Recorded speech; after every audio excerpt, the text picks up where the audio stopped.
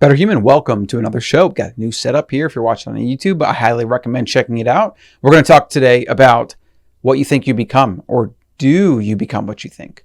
Is it really true? Is the law of attraction just a bunch of fluffy nonsense to sell multiple million books for people that want to just think their way to success? I'm going to explain how it's both true and not true at the same time, because it's kind of missing something. We're going to talk about how you should think about your thoughts, how you should think about your thinking. It's really how our thoughts about our thoughts is what causes us all the suffering, but it's also our thoughts about our thoughts that are how we become successful. So you can get on the Better Human newsletter over at Colin Coach. I highly recommend you do that. You get that newsletter every Sunday, sometimes Saturday, full of content and my thoughts and stuff that's going to help you become better. We got the betterhuman.world new company coming out. I got some really awesome stuff planned. Really amazing idea with partnering with artists and doing unique custom work, t-shirts and prints, and maybe even sculptures and other things like that, where a percentage of the proceeds go to that cause, a partner charity that we're going to work with, plus the artist gets supported. I got a really awesome vision here. We're about a week into this with what I've decided I'm going to do next in my life, and I'm kind of continually uncovering new gems and new things to try, new ideas. So at least follow along. And maybe when we launch some of the different offerings we have, or at least the media, will be of interest to you. So betterhuman.world to get on that newsletter. The question today is, do you really become what you think? I got a few quotes here, then we'll dive into it. Every thought we think is creating our future. Louis Hay. Einstein said that imagination is everything. It is the preview of life's coming attractions. Now let's break that one down real quick. Imagination is a preview of life's coming attractions, but only if we manifest that. So if you get into like the quantum stuff and you get into Joe Dispenza's work about how every possibility in the quantum realm basically already exists, then you kind of get into some of the law of attraction stuff explained from a scientific perspective, where if a possible future reality exists, then you do things in that realm and you provide actions to the universe, to the quantum realm, to kind of basically walk on that path or unravel that quantum reality, and then you eventually make it happen.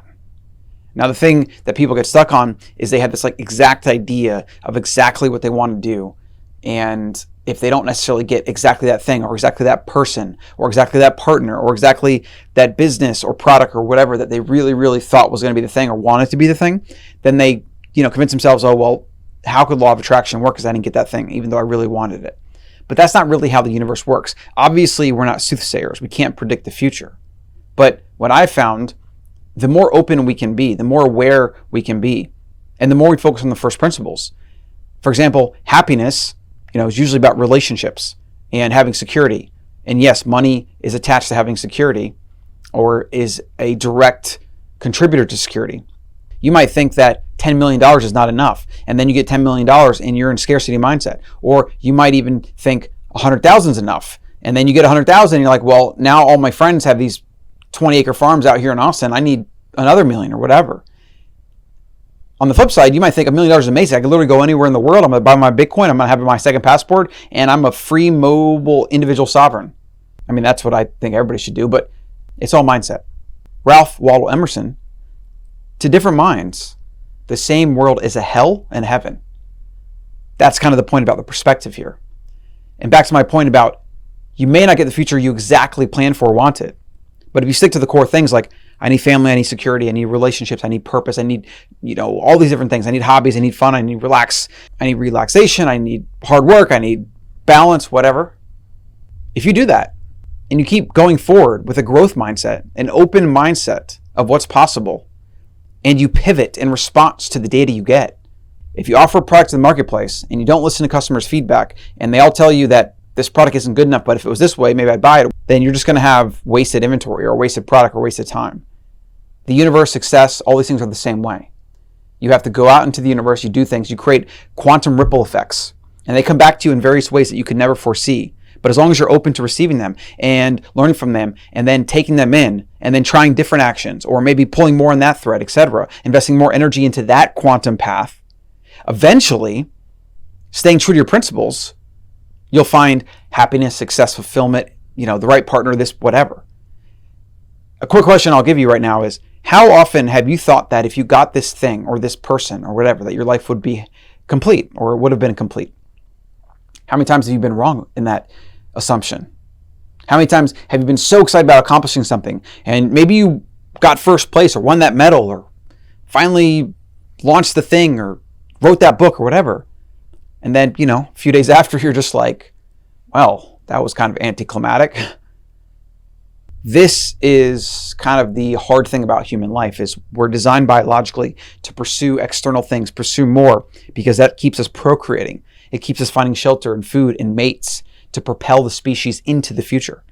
That's what those little things in our body, the genes, these little kind of instruction modules, they want to just keep existing, keep living. And so they've created instructions through surviving in nature for hundreds of thousands of years, and then millions of years and billions even before that, back to the dawn of life. These things create instructions for the organism.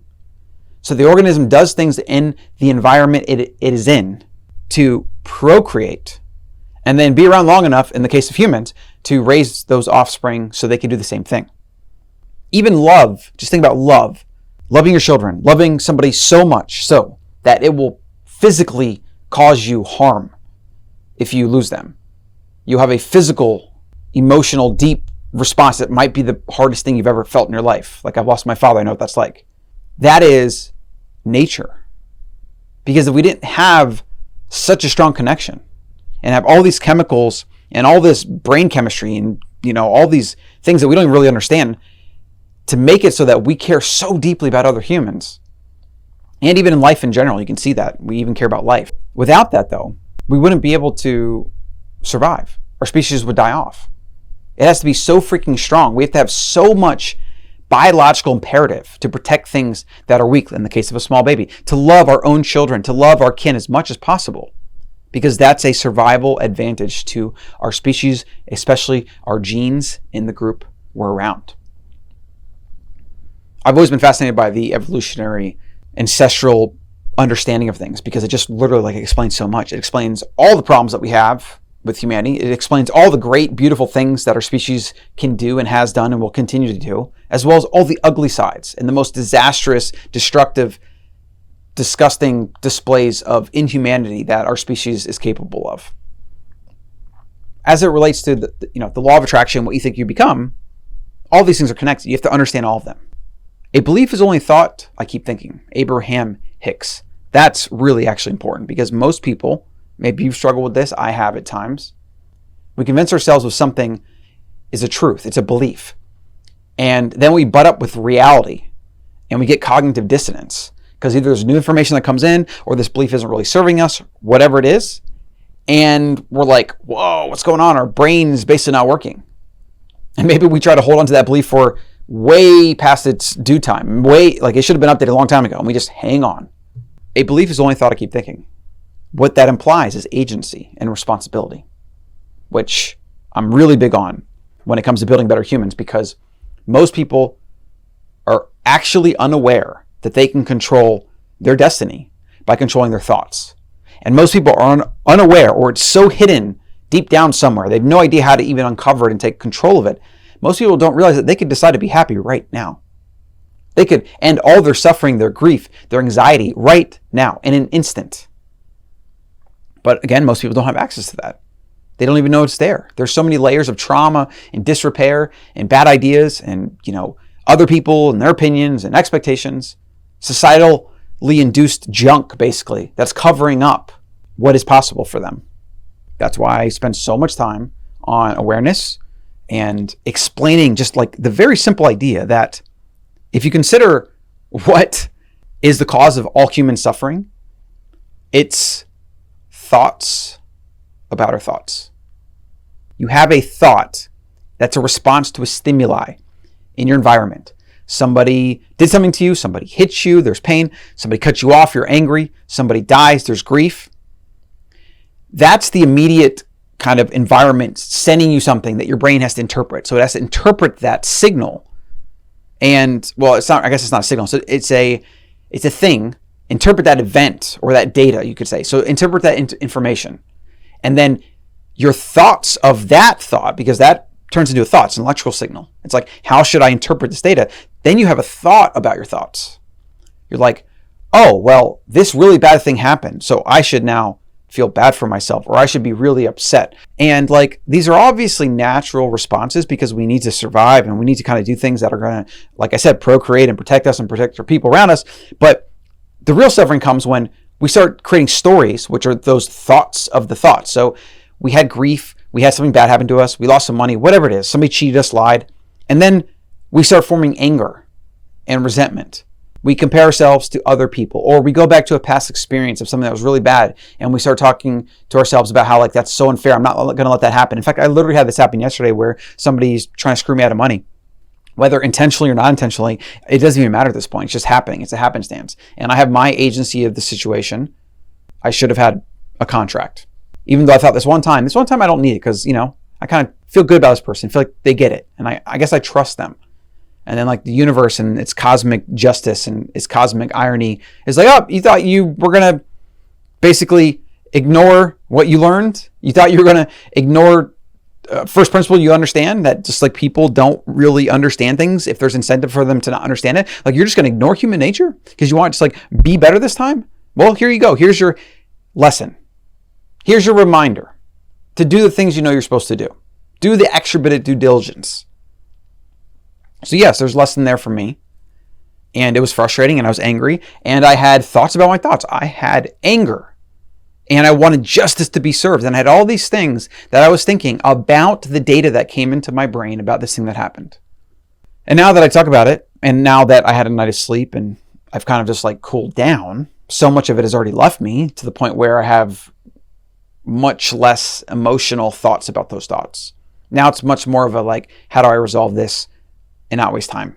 Now, some people will hang on to these things for days, weeks, months, years, or sometimes their entire life. And some of us can kind of just get over them faster. I've had a lot of practice. I've dealt with a lot of things, business, entrepreneurship, loss, relationships. I've been through the ringer of life. So I'm better prepared to deal with these things quicker and get over them faster and usually not escalate them. Because in my younger years, I would escalate things because I'd get emotional and, you say things and you add fuel to the fire rather than adding sand to the fire or trying to smother the fire or smother the energy going into the fire. So like, obviously I could go on and on. I'm already past the 10-minute point for today's show. Either way, I really appreciate you listening along. I hope you do something with today's information. I'm going to do way more episodes like this. So you got to get on the Better Human newsletter over colin.coach, and you got to subscribe on iTunes, Spotify, Google, and or YouTube. I do appreciate that. And this post will be over on colin.coach. And then do me a favor, hop on the betterhuman.world newsletter, my new company that I'm launching that I have some really, really awesome plans for. You just want to follow along at the least. And I'm also documenting the building in public journey. So I'm going to be doing vlogs and articles in full transparency of like every dollar we spend, everything we do, every person we talk to. I want to do like a full step-by-step journal building this thing. It's always something I've wanted to do because I want people to understand what it really takes in entrepreneurship and business and building anything. I want them to get a healthy dose of reality so they're prepared. And maybe so they don't have bad stories around it where they think they're working too hard and nothing's happening. Like most people really don't have a solid perception of just how freaking hard it is to do things and create something out of nothing. It's like the hardest thing you've ever done, basically. So I'm going to be documenting that as well as full transparency because my new company, the Better Human Company, is going to be a fully transparent, do good by doing well or something like that. I want to be able to combine product, profit, capitalism, free markets with purpose-driven work, actual impactful work where those dollars go to places where we know they're going, where we are included in that, where we also partner with other NGOs and nonprofits that have the same philosophy, like Charity Water, for example, where 100% of their donated proceeds go to fund the well projects. I want to do stuff like that. I want to bring Bitcoin to the masses. I want to help people under tyranny get access to the hardest money in existence so that they can fight tyranny and they can opt out. Maybe they can even leave tyranny, right? Because I believe that human flourishing is based on individual rights, human freedom, freedom of speech, freedom to protest, freedom to spend your money, do what you want, go where you want, no restrictions, no borders, no mandates. And that's what we're going to focus on at Better Human. I'm going to spend a lot of time. No, it's not even how I say it. I also have some really big ideas for partnering with artists. I think we're going to do limited release shirts and prints and other custom artwork that's going to be around a certain organization and or project and cause. And it's going to bring awareness and education to this thing. It's also going to bring much needed proceeds to independent artists as well as the work itself. So direct impact, dollars going directly to making things happen. So that's a really fascinating model that I kind of came to in the last couple of days that I'm going to be probably launching with. And then eventually we're going to have lifestyle products and supplements and foods, very small curated list of the really core stuff that you need. And I'm going to have a model set up where basically 50% of all proceeds, or I guess you could say profits after costs, go to the direct impact work. And then we'll have a couple different organizations and projects we work on through that fund. So I'm going to have a foundation, the Better Human Foundation, and then we're going to have the Better Human Company, which is going to be the for-profit B Corp that then 50% of everything goes to the foundation. And then the foundation, all those proceeds go to direct work on the ground in areas that need it most. Follow along, betterhuman.world. Thank you for watching and listening, and I'll see you in the next one.